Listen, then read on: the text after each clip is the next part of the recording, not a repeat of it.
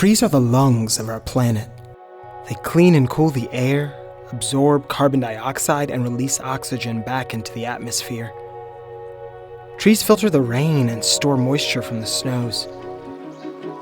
They absorb odors, pollutant gases, and filter particulates by trapping them on their leaves and bark. Forest ecosystems are essential for supporting biodiversity and resilience, and our forests here are vital in the battle against global warming. Wildlife habitat, the air we breathe, where we live, work, and play, our furniture, the food we enjoy, much of it depends on forests, yet they are easily taken for granted.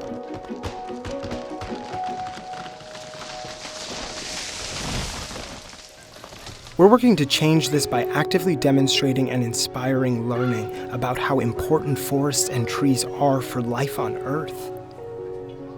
As the planet warms, the woods are changing. Our forest management practices are responding to this upheaval. Shelburne Farms has about 400 acres of forests, 3/4 of it northern hardwoods.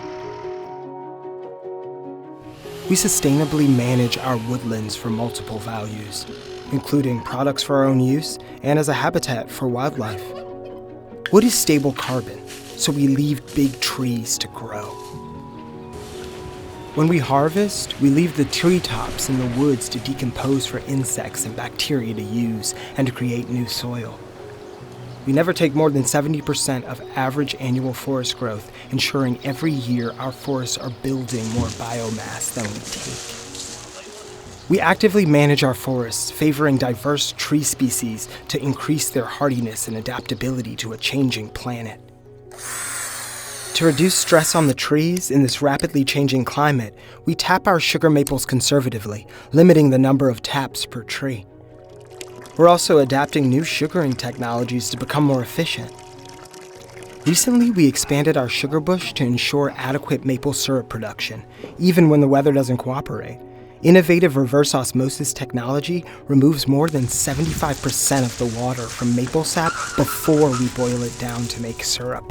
This cuts boiling time in half and fuel consumption by up to 2/3.